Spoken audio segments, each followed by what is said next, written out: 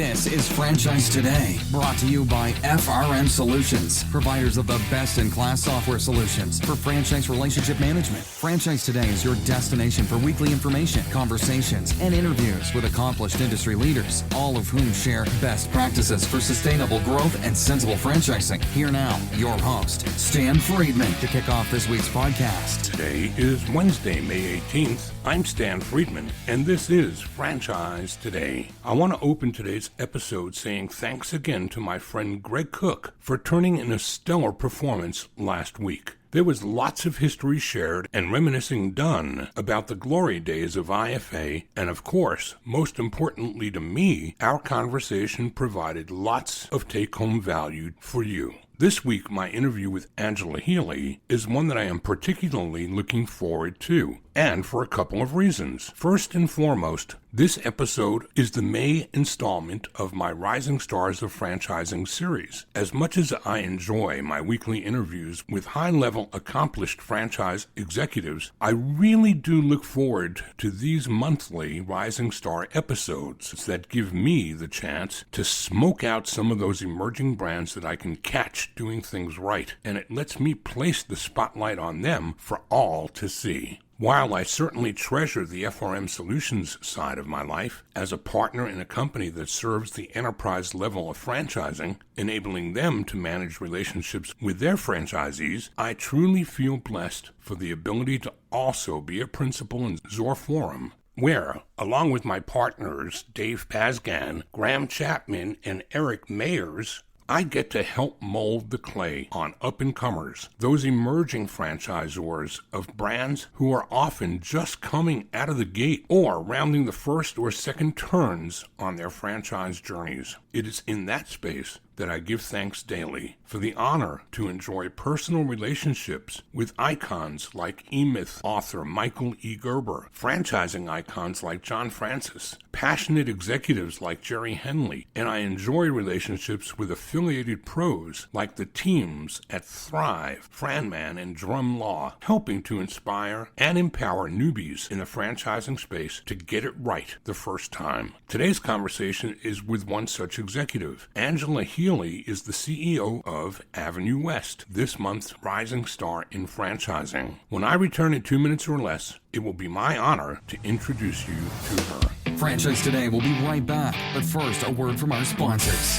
Hey, franchisors of restaurants, bars, grills, and taverns, and multi-unit franchisees, listen up. This message is for you. Atmosphere TV wants to help you cut costs on overpriced cable TV for your business and either replace it completely or partially if sports programming is essential at your locations. What Atmosphere TV provides are 100% free programming options with more than 50 channels of highly engaging and entertaining programming that is audio optional and guaranteed to please your customers and even increase their average ticket per visit. So here's how it works. Atmosphere hooks you up with an Apple TV HD receiver loaded with more than 50 channels of fully licensed, no cost to you, fun and lifestyle programming. These channels include Chive and Red Bull TV, bloopers, superhuman feats, and an array of viewing options that don't require sound to be enjoyed. And this offer is not just limited to restaurants or bars. No, any business with a TV screen in its waiting room can benefit from Atmosphere's free programming offer as well. So what are you waiting for? Cut the cord on overpriced cable and get Atmosphere TV with its 100% free, engaging, and entertaining programming options. Keep your guests happy while they wait to see you instead of watching the clock and their wait times. Chiropractors, doctors, dentists, auto repair shops, anyone with TVs in your waiting rooms, jump onto this amazing offer today. And if you text the word franchise to 474747, Atmosphere will waive the $100 setup fee for the Apple TV HD receiver that they'll ship to you as well at no cost. Atmosphere TV, changing the way businesses view television. Find them online at atmosphere.tv, and remember, text franchise to 474747 for the no-charge Apple receiver. Cut the cord and get rid of cable today with Atmosphere TV.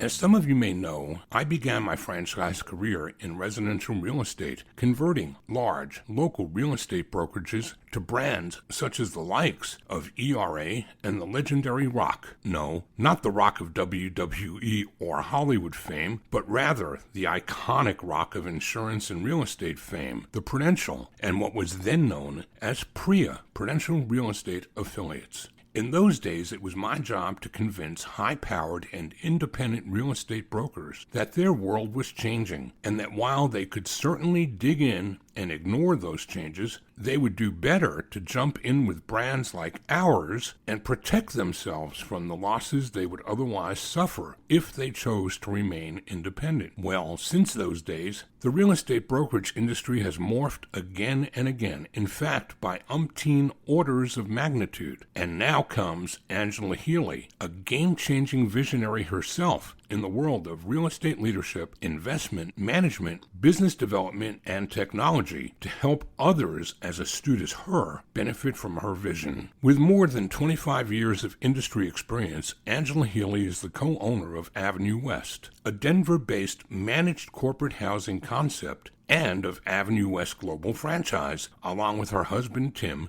they guide their firm's strategies for growth and ensure that AvenueWest's core philosophy of investor-centric decision-making is reflected throughout the company and its culture. Angela played an integral role in the growth of AvenueWest companies. During her tenure, AvenueWest has grown exponentially from being a small, local real estate investment brokerage to a national award-winning franchise organization representing annual gross revenues in excess of $20 million and with more than $150 million in residential real estate under management. Angela is here to tell us all about an exciting new niche that she has carved out for AvenueWest, one that she is sharing nationally vis-a-vis franchising as a refreshing new spin on residential real estate brokerage. Angela Healy, welcome to Franchise Today. Oh, thank you so much, Stan, for having me. I'm really excited about this opportunity. Well, I'm going to enjoy this conversation as I think I shared with you. My roots in franchising were born out of residential real estate conversions, and I spent the first many years of my franchise career having conversations with some of the most strong-willed, strong-egoed people, right up there with car dealers. I think real estate brokers, as a stereotype, are pretty strong-willed and strong egos. And here comes a guy like me trying to convince them that they want to have a conversation about a franchise. And they looked at me like, who in the world are you? I am the franchise. That's kind of And I had those conversations with some pretty powerful names in the business right here in Atlanta, which I know you're present here. So the name Harry Norman will mean something to you, won't it? Oh, yes, it does. I actually lived in Atlanta for 8 years, so I'm very familiar. Well, back in the 80s, I had those conversations or conversations like those with the likes of Harry Norman, the likes of Johnny Isaacson, who went on to become my senator, but he was the real estate broker back when I first came to Atlanta, and he was one of those many that slammed the door in my face. But what doesn't kill you makes you stronger, and that was character building for me. And you've come a long way. Well, let's talk about your way and how franchising discovered you. What was the inflection point that brought you and your background in finance and technology and real estate together with franchising? Help us out with that. Absolutely. It found me on accident. We were trying to grow a real estate brokerage into many cities and turns out into many states. And as we were doing that, I was getting a real estate license in every state that we were expanding into. And after I got my third one, I was like, I can't get 50 of these. And so we had to try to find a better way to expand. And when we looked at franchising, obviously that provided us with the opportunity that we needed to expand the company. And so your vision was that the Denver, Colorado area can be home base to more than one great real estate franchise then, I guess. I guess it could. At least that's our hope, yes. So for the sake of the audience, as an insider comment, that would be a reference to RE/MAX. Yes, it would. But, and it's proved to be a really nice model. I know some people ask us, why don't you just expand directly? But really having the local expertise on the ground has also been a really nice piece of what we're doing. So the franchising model is a real key piece of our long-term growth. So we're excited to turn into a franchise and start our growth throughout the country. So we've got you down as a rising star of franchising for the month of May, when in reality, you have a tremendous amount of business background and experience, but franchising and you are only a couple or 3 years old together. Isn't that right? That is correct. So my initial background is in finance. I worked for commercial banks throughout California and Atlanta, as we discussed earlier, doing commercial financing mainly for technology backed, venture backed companies. And thought I would be a banker forever. But then the opportunity came for me to move to Denver. And when I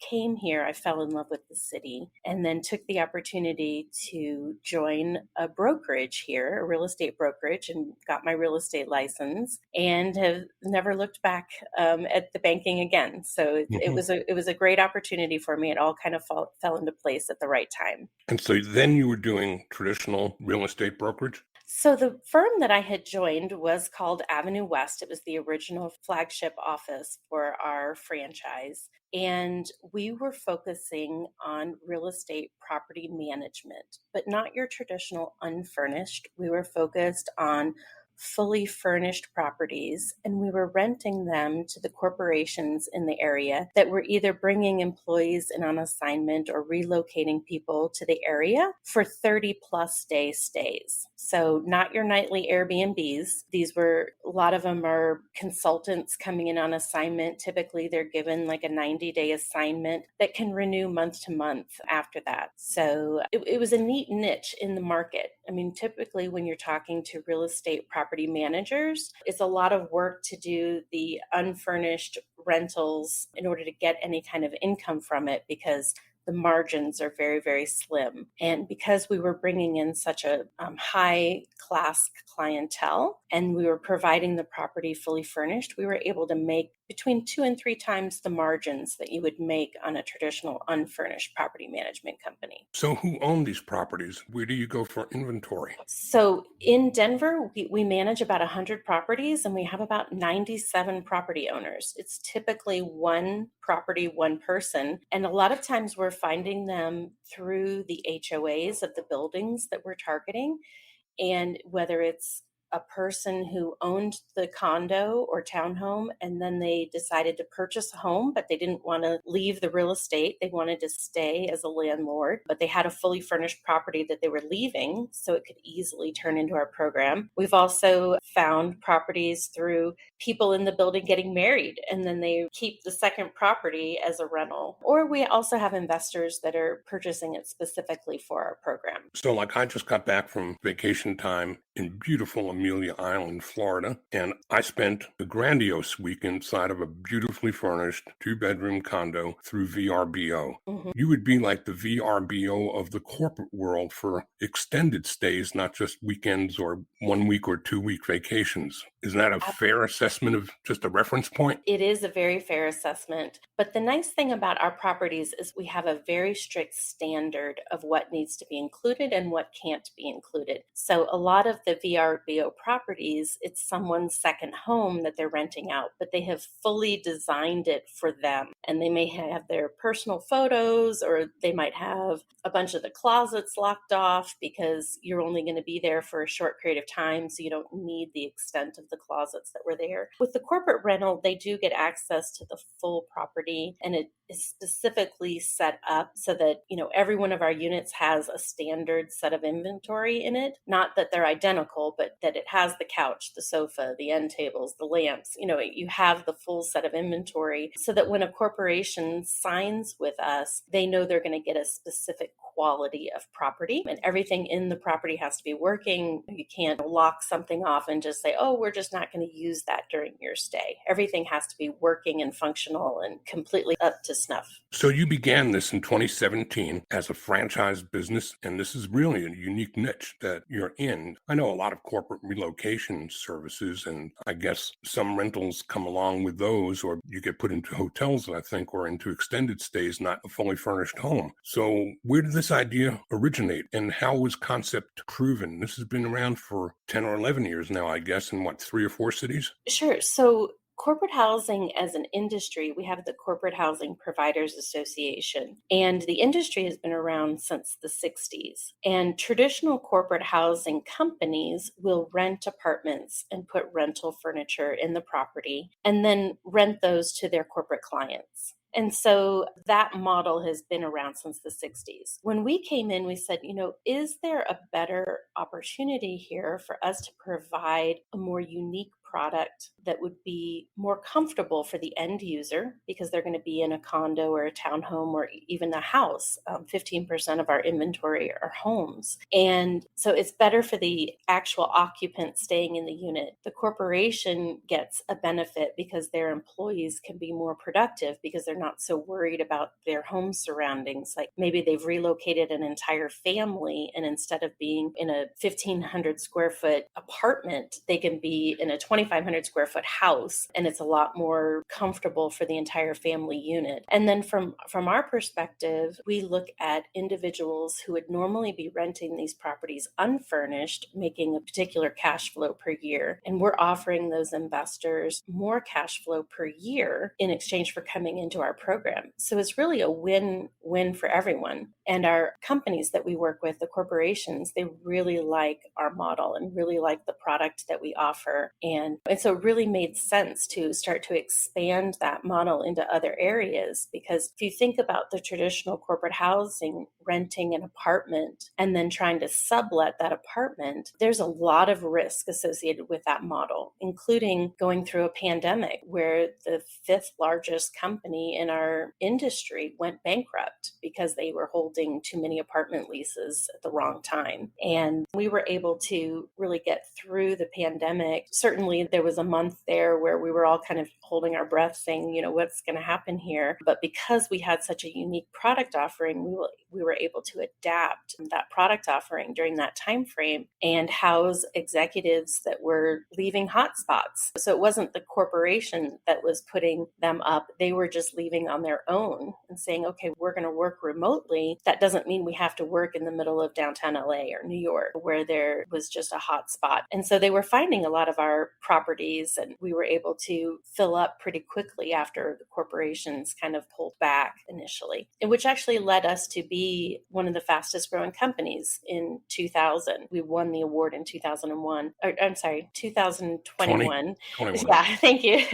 And we were the 435th fastest growing company on the Inc. 5000 list, because we were able to adapt during that environment. So the thing that struck me in our previous conversation as a run-up to today's interview was you became a franchisor about a year or two before the world is struck by a pandemic.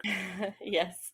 That knocked a lot of people down, and some didn't get back up. Mm-hmm. But what you shared with me was that you had already awarded franchises in some major markets around the country, but put the brakes completely on, and it was all hands on deck to work with your existing franchisees. Talk some about that cultural decision and what that did to strengthen the bonds between you and your franchisees. It was a very key decision. My husband, Tim, and I, we run the franchise together, and it was a very scary time frame. And we have 15 franchises across the country, and we looked at each other and we said, you know what? We need to focus on what we already have and make sure that every one of those franchises makes it through this unprecedented event. And so you're correct. We did put the brakes on starting or opening new franchises, and we really doubled down, and we started having weekly meetings with all of our franchises and really starting to try to figure out, how are we all going to survive this? Okay, there's this new thing called a PPP loan or an EIDL loan, and how do we get that? And instead of all 16 of us having to go and figure out how to get it individually, Tim and I were doing all of that research and then giving that information to the franchise so that they could easily and quickly get assistance. Or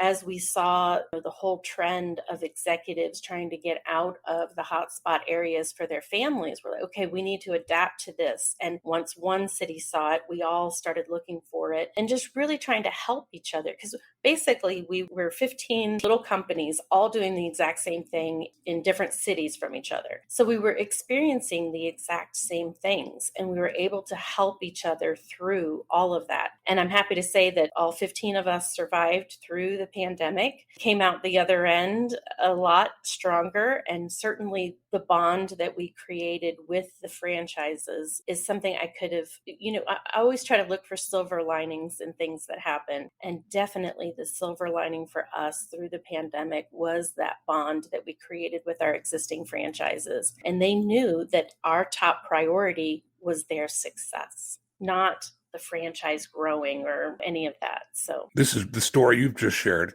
is the reason why you're here today and why I consider you a rising star in franchising, because it's a cultural thing. And there are too many people that are recently emerging franchisors, becoming emerging franchisors, that haven't lived the culture long enough to understand the difference between franchising and how it operates as compared to a subordinate relationship with employees. And it's a learning curve that sometimes takes a little longer for people to catch up with. You did it under fire, so...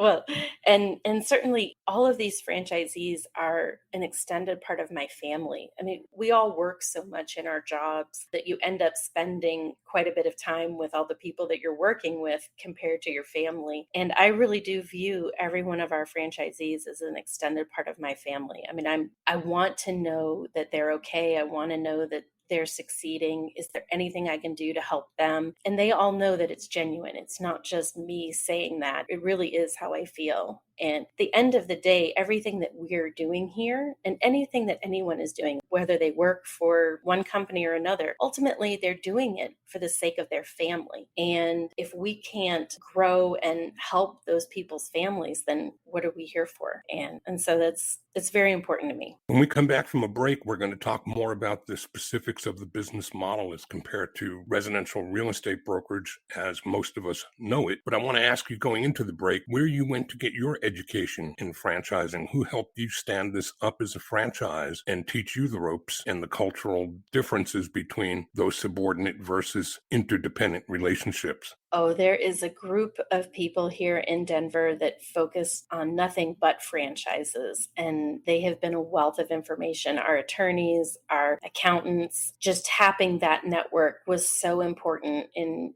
turning this into a franchise. I couldn't have done it without them. Excellent. All right, we're going to take a quick break. We're going to come back and talk some more about the managed corporate housing business as compared to chasing signs, as I think we would call those listing and sales brokers that are kinds of real estate people that most of us are familiar with, and the difference between the two, especially in a post-COVID world, and learn from you where you see things moving in the next 1, 2, 3, maybe 5 years out, if you can see out that far. We're talking today with Angela Healy, CEO of AvenueWest, a unique niche in the world of residential real estate. We'll be right back. Franchise Today will be right back. But first, a word from our sponsors. We are all familiar with Vistage, YPO, and EO. Well, now comes Zor Forum, a somewhat similar type of executive group, but this one comes with a twist. Zor Forum groups are exclusively for franchisors. Imagine a peer group for sharing and networking on a platform built exclusively for franchise executives. Zor Forum members are afforded unparalleled access to best practices and some of the brightest minds within the franchising world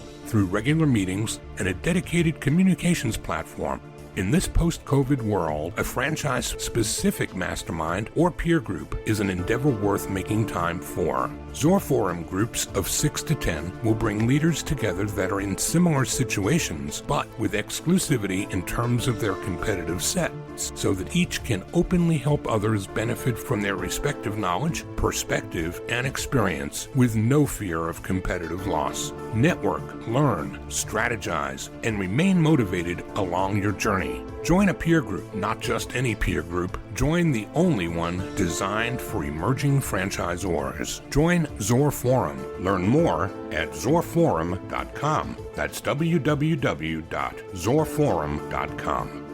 And the conversation continues today with Angela Healy, and we're talking about managed corporate housing as a niche within the residential world of real estate, which puts a whole new spin on how people in the residential real estate world, especially now post-COVID and Zillows and all these people that are trying to sell your house with no showings and just guaranteed offers. And the world has changed in residential real estate just a whole lot since my years in it. And my guess is especially in the last couple or 3 3 years, Angela. Talk about the difference between the niche that you're in from a stability perspective and how that looks from this type of a franchise. This really does provide a lot more stability. One of the things that we talk to with potential franchisees is the recurring revenue model of AvenueWest. Because you are renting properties, you're making a certain percentage of that rent every single month that someone is in the property. And that provides you with a steady cash flow for your business and then ultimately for you to turn into your income. And a lot of the brokers that we're talking to, they're chasing the next sign.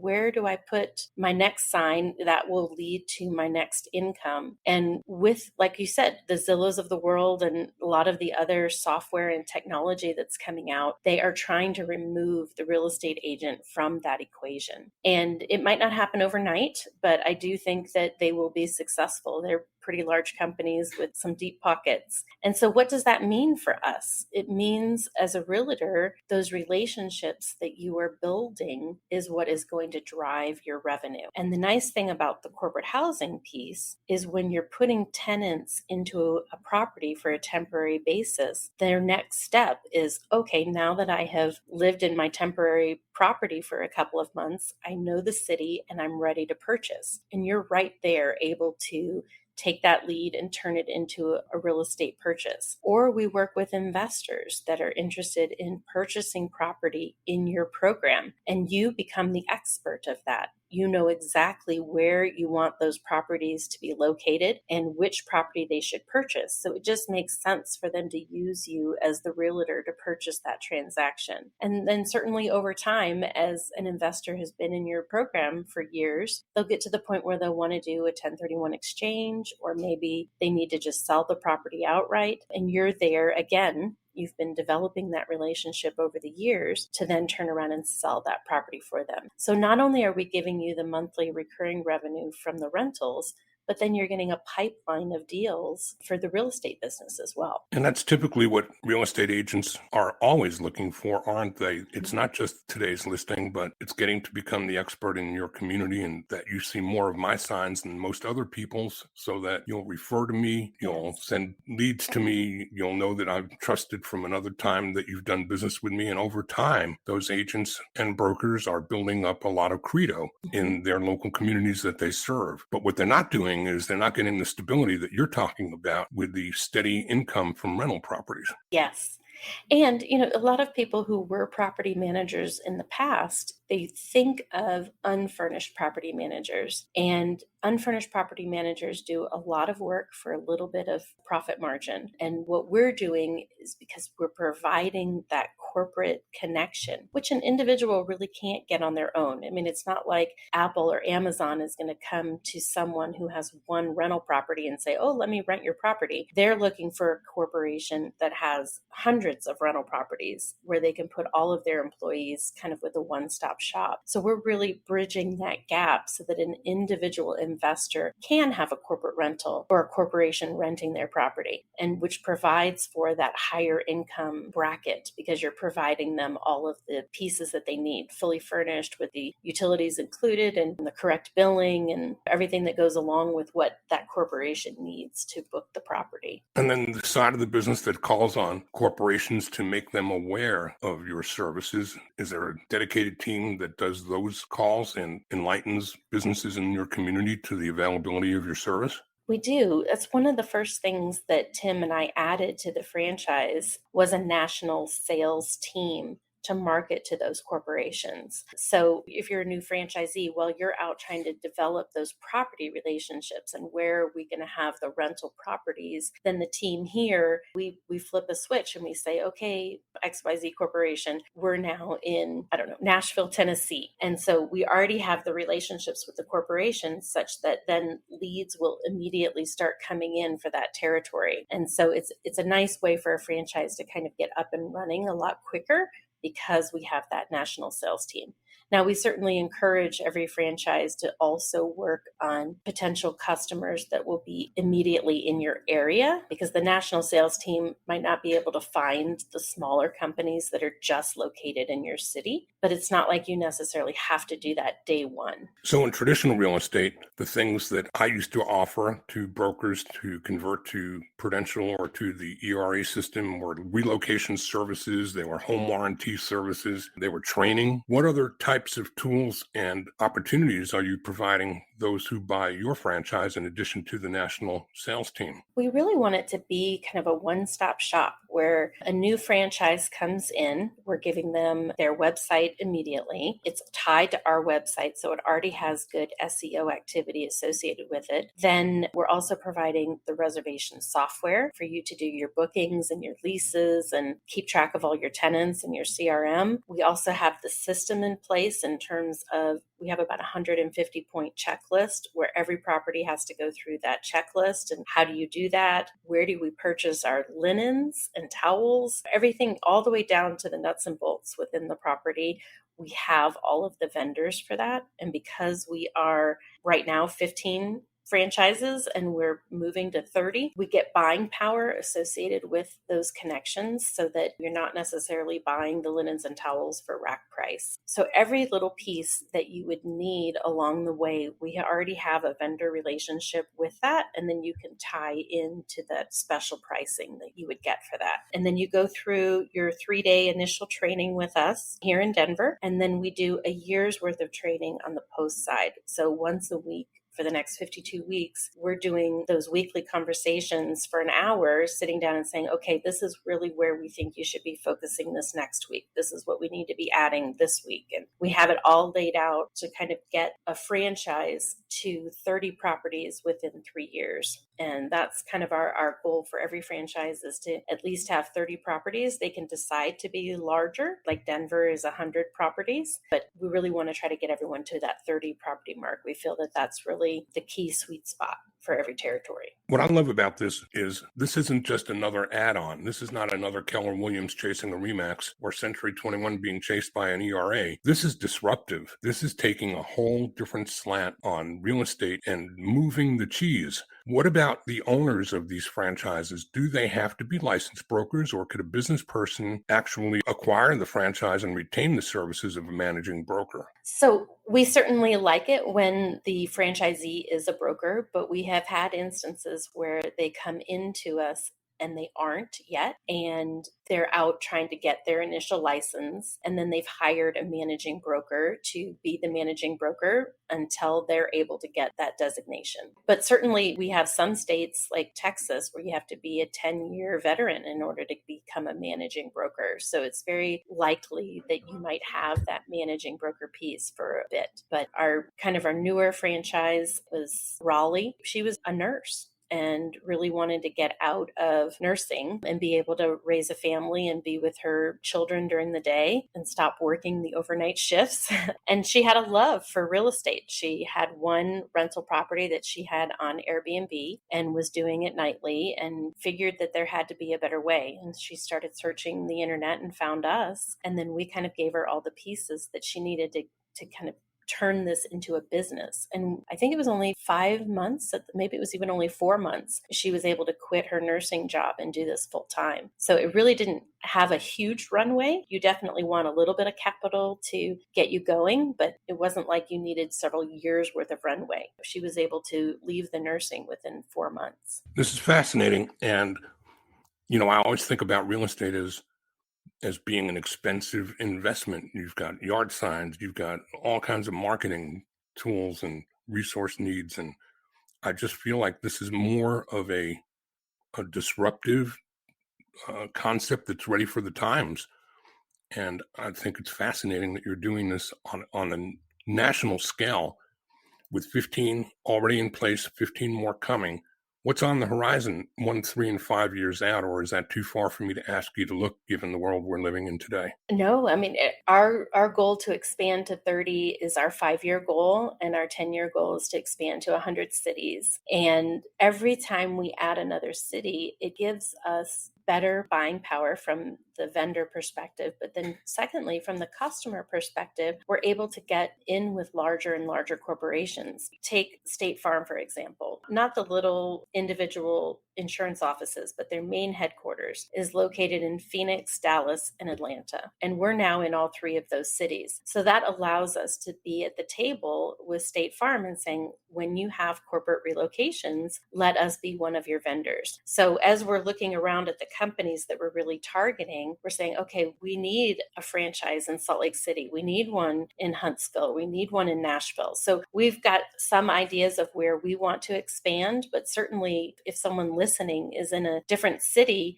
corporate housing is in just about every city. And if you think about 30 properties, what's the likelihood that I could get to 30 properties and how quickly our Las Vegas franchise got to 30 properties in 2 years? She's our current record holder. So it doesn't take a lot to make this a really nice, successful franchise. Angela, what have I not asked you that you might wish that I did, if anything? I think we've pretty much covered most of it. Just in terms of being able to find us, our website is AvenueWest.com. And we're also on Facebook and Twitter and Instagram and LinkedIn. But certainly come and check us out and see if it might be something of interest to you. You took my last question away from me. I'm so sorry.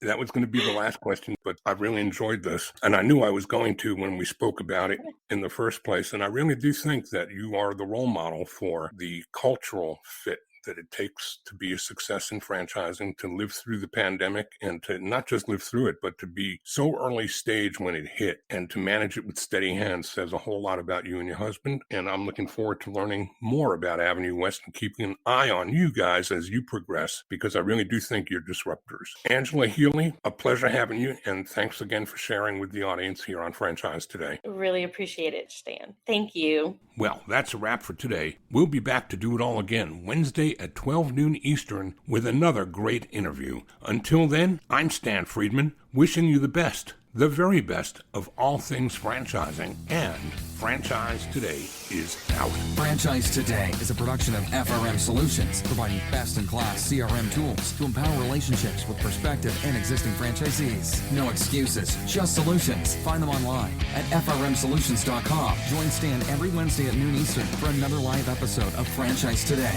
Or, as always, download episodes on demand at blogtalkradio.com or iTunes.